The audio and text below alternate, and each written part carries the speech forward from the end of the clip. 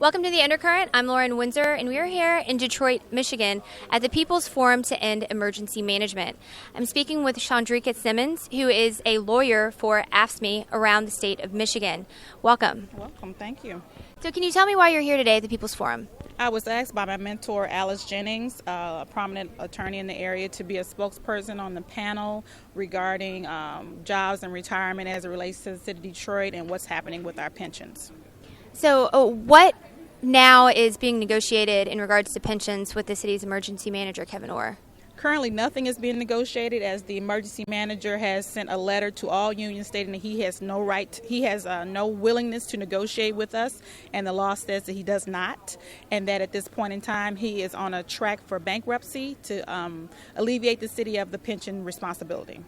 So if that happens, if he is able to alleviate the city's responsibility to the pensioners, what will that mean for retirees?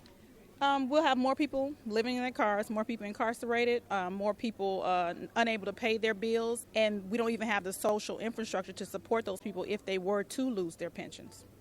And so would that mean 100% haircut, total loss, or are we talking 90%, 70%, half, what? We don't know what the emergency manager's intention is as far as if it's going to be pennies on the dollar to pay pensions. We don't know what the intention is, but we do know his intention is, as far as the obligation is, to rid himself of the obligation. And if that is the intention, then we would think he wouldn't want the responsibility at all. So therefore, we wouldn't even get the benefit like the banks of getting pennies on the dollar. So what would you like to see happen in this situation with Detroit's bankruptcy and Kevin Orr? What I would like to see is just democracy restored. What we currently have now is taxation without representation, and therefore it's the whole matter of him being there is illegal to me based on the state constitution and our United States Constitution.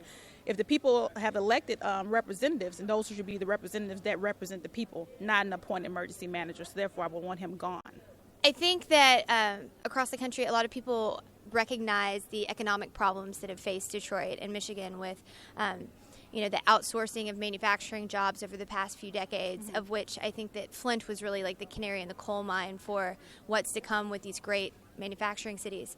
But people see that as an economic problem. They don't necessarily see it as a race problem. Today, within the panels, they've talked a lot about how the bankruptcy in and of itself is a racial issue. So if you could help people to understand why it's not just the economic issue of a capitalist outsourcing of manufacturing jobs, but why it's a racial one. Well, the emergency manager law as written on its face is not racist. The racism comes in the application of the law. And the application of the law over the past since 2002 has been that cities of majority of color have been the ones designated to receive emergency manager. So that's where the racism gets woven into.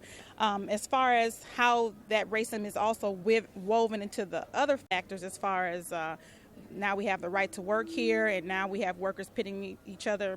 We have the establishment pitting workers against each other. So that's woven into the segregationness and racism part of it. And then you also have the fact that the majority of people who have lost their houses are people of color, and we are in a position to pay banks back, but we're not in a position to house people. So it's racism woven throughout the entire process, whether it's the emergency manager, foreclosure, moratorium, or it's the right to work issue.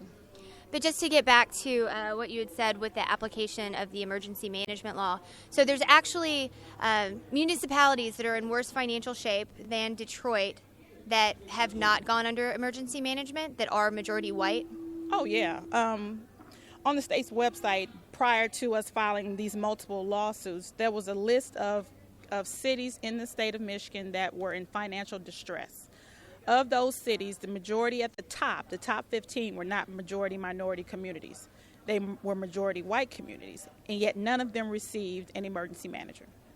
Let's get down to brass tacks. What does that mean for those communities? What benefit does that give them that they don't fall under the realm of an emergency manager? They still have their rights. They still have a democracy. They still have their elected officials running their government day-to-day operations, whereas majority communities don't, that have an emergency manager. That's the wax and tax of it.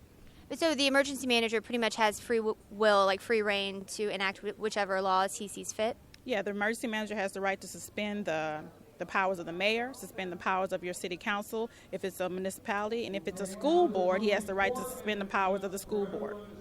So it's almost a dictatorship within the city of Detroit. That's exactly what it is. It's a dictatorship. He can do all these things with no public input whatsoever. No checks and balances whatsoever. In this world we live in, where do I begin?